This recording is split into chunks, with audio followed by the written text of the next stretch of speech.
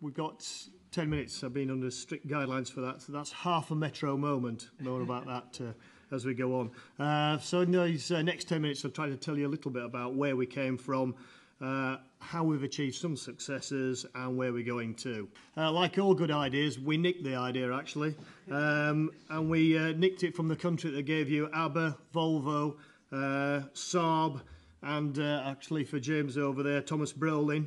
A lot of you won't know who he is at all, but a Swedish player, and the sauna as well, obviously from Sweden. We did nick the idea from Sweden. It was launched by a company called Metro International, that's not ourselves, in Stockholm in Sweden in 1995. But like all good things, you can actually nick them and do a better job. Our chairman and chief exec at that stage at Associated Newspapers had a look at what was happening over there, liked the idea, thought it was a good proposition, and we did think we could improve on it and make a better editorial product. So we launched in 1999 with 80,000 copies, and we're now up to just one or two more than that. It was based, the whole idea is based on this kind of downtime, commuters' downtime, people having to travel on the tube, train, bus, whatever, when they've got nothing else to do but stare out the windows or stare at each other. So we felt, or it was felt at that time, that we can get something that will actually entertain them on their journey.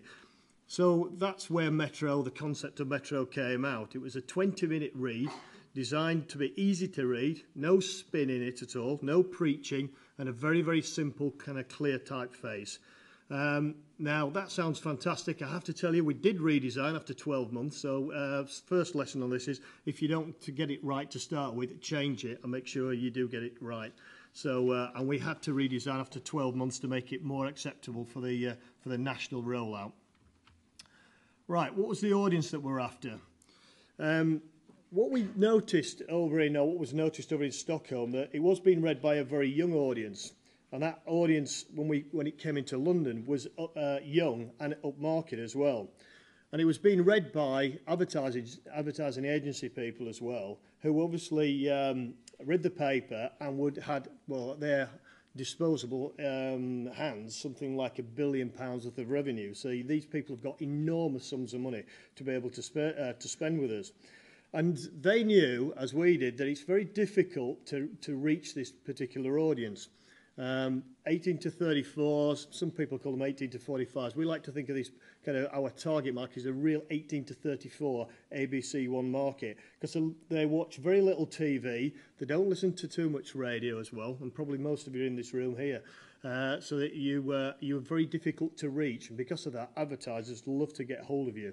So what we did is we termed this audience urbanites, and if you like, that's stuck with us ever since.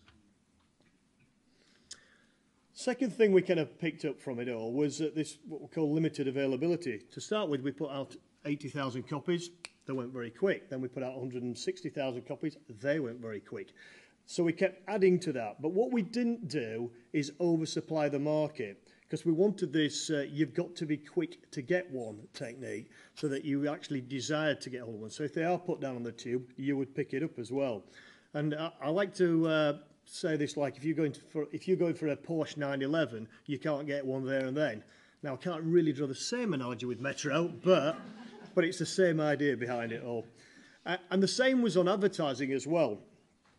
We advised people that they needed to book quite early, and in the early days you could get whatever pages you wanted.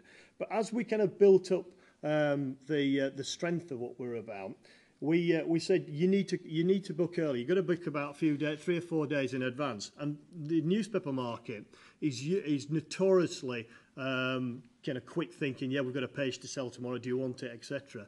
And what we decided to say is, well, no, we're not going to book it. We're not going to let people in the next day. They're going to have to book in advance. So in other words, you created some kind of, if you like, a mystique about it. And because of that, you got quite a desire, and we did turn ads down in those in early on to say, no, we can't get you in. Sorry, the paper's full, because we restricted ourselves to 40 pages as well.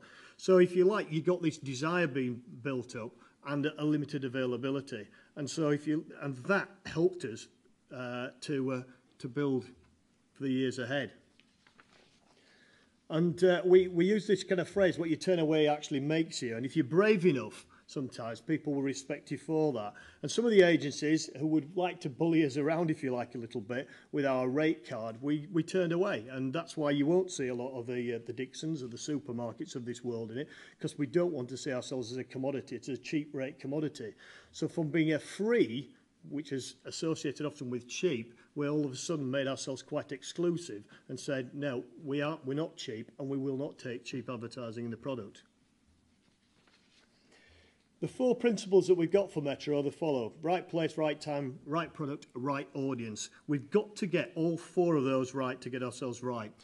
We've got to be in the right place in the morning. If we're not there, so it's easy for you to pick up out of a bin or on a bus or on a train, you won't pick it up. We don't think you're going to travel half a mile out of your way to go and pick up a Metro. I'd like to think that, but I don't think that will happen. We need to be there at the right time, and that's 6:30 in the morning till around 9:30. And we think that's when you're most receptive to advertising or getting a message across to you. We also need to make the product very, very easy to read. No spin. We don't preach. We don't tell the audience vote Labour, vote Conservative, vote Liberal or whatever. We just present the facts to you. And the audience, this is what the agencies love. It's upmarket and young, low TV watchers, cash rich and very time poor. And they want to be the first to get all the new brands. Other little messages that we've found quite useful is to differentiate, keep tips for your products really. It's ensure that it is different at all times. All you do, our marketing is very different than most newspapers. We take a very fresh approach to that. We give a little story. Our vans have got a story on what the driver's about. Our business cards have a little story on us. So we create a difference with it all. Need to keep it simple. Our agency deals that we do the deals once a year. So we're not constantly battling to change rate cards or sell things off. We have a once a year sit down with the agencies. That's the deal, that's it. So that we don't have to involve ourselves with that on a regular basis. We need to create a lot of value with a product. And by doing that, we put a lot of money into research and into marketing. And we have a full urban life panel. 4,000 people regularly talk to us through email to tell us where we're going wrong, and also tell us about some of the kind of products that we have advertised with us and what they think about those products. Restlessness. Well, you probably can tell with me I'm quite restless. We always want to improve. We never settled for what we've got. So whenever we do something, we always think, how can we do it better next time around? And keep a sense of humour, because it doesn't half work in our game. So we've taken it from 80,000 in 1999 in London to just short of 1.2 million now in 2006. We formed partnerships in the regions because that helped speed up our rollout. The partners keep their local ads. The national product stays as it is for the rest of it.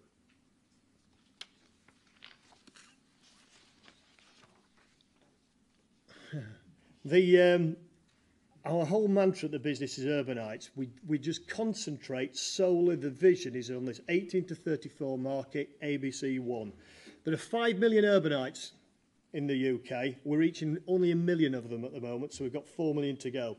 We know we can develop that through the internet, and we're putting a big play into that to actually attract more of those readers, and we're growing copies as well at the same time.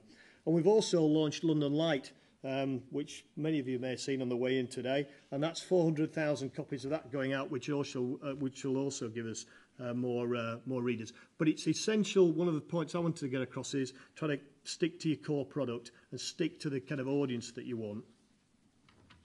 And lastly but not least, but the most important people on the whole setup are the people you employ. It does really start and ends with people. We've got investors in people, top 50 companies in Sunday Times, etc. We have what I would like to say are good employment practices. We have a very open management team. We share the pain, but we also share the success, and we have some fun as well.